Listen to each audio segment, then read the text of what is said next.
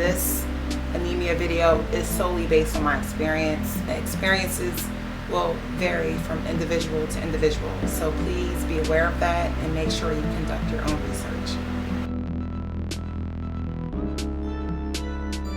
Anemia is an iron deficiency that occurs when your body is not producing enough red blood cells. Now, it's important that your body is producing enough red blood cells because these red blood cells carry oxygen to other organs in the body. Anemia can also occur if the red blood cells that your body is producing is not producing enough hemoglobin. Hemoglobin is an iron-rich protein found inside red blood cells.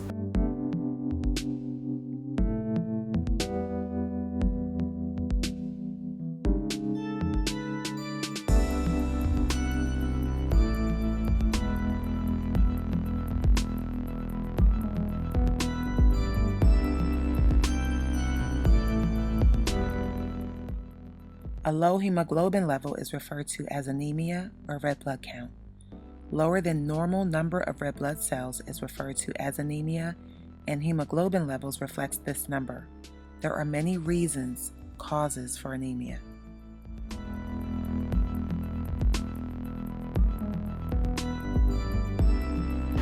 So what should our daily iron intake be as a woman?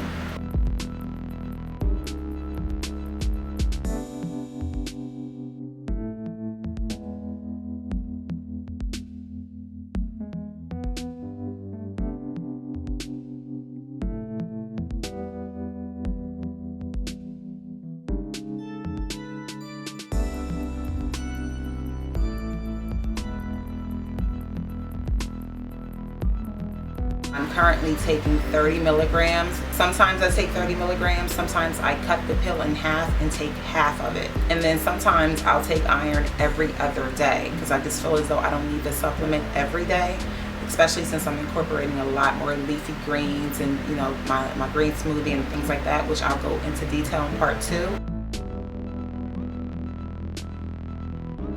The beginning of my hair growth challenge, which was January 2013.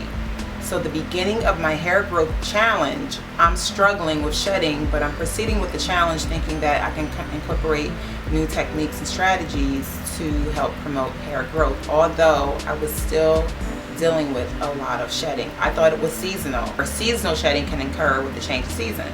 So that's what I thought it was initially. I wasn't aware of just how dangerous it was. So it wasn't until 6 months later at the end of my hair growth challenge, which was July 21st, 2013. It wasn't until I presented my big reveal that I noticed there was a problem.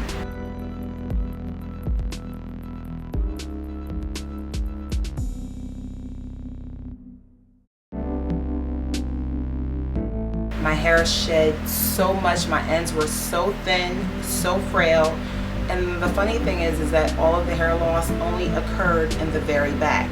The front of my hair was not affected at all. I don't know why. So like I said, I didn't realize how much shedding occurred until I started to edit the footage, and I was devastated.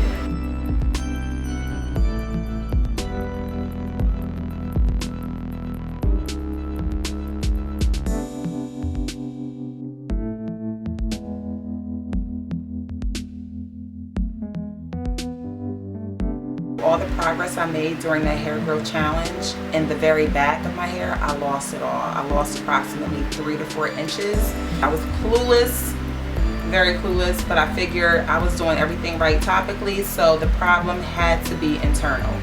It had to be. The upcoming clip is from July 5th, 2013, which is approximately 15 days after my big reveal.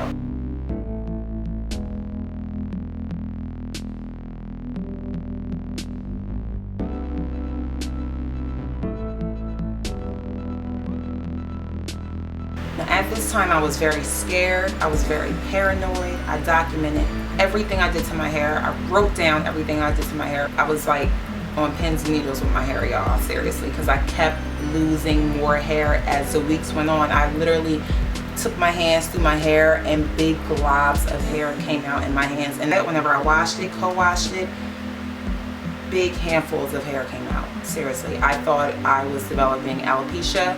because my dad had it. He has it. He has had it all of his life. So I figured, damn, as an adult, I'm going to finally develop alopecia. I was worried. I was mentally preparing myself to lose my hair. There's weaves, there's wigs, I'll be all right. You know what I mean? That was my, self-diagnosis. That was my prognosis. I eventually cut 3 inches off my hair. My solution to problems, if you're having problems with your hair, is to cut it. But the problem wasn't external, it was internal. So whatever I did to my hair externally, it really didn't matter because I had to take care of the problem internally. I first noticed the problem January 2013. Now we're all the way up to September 2013. And I still hadn't been to the doctors. I hate going to the doctors, y'all. I hate it. I don't know why, but I just hate going to the doctors. And what's so funny? Realize the importance of our health until it starts affecting our hair. And once it starts affecting our hair, then oh shoot, let me get on the phone, make my way down to the doctor's office. And that's sad, actually. That's sad for me. I'm embarrassed to admit that it took my hair loss to get me to the doctor.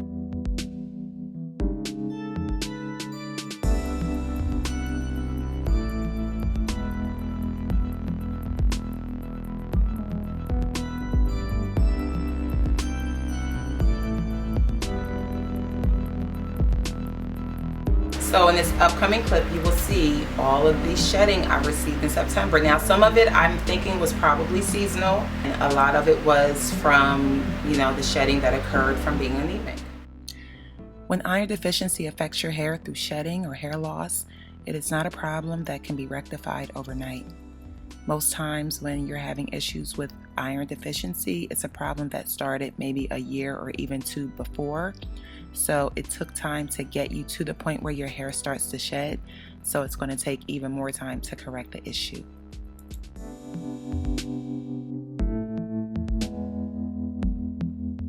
I've been diagnosed with anemia before. I took my iron, but I slacked off. I hadn't been on iron in like 5 years. So I knew better. I hate popping any type of pills. I can't stand taking pills. I hate swallowing pills. I just do. All of the signs were there, but I ignored every last living one of them.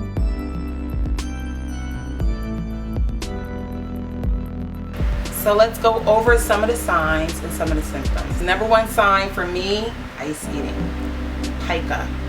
I love ice. And even though my anemia is under control, I still feel the desire to chew on ice. Pica is like an eating disorder where you crave things that are not really necessarily nutritional for you, like dirt.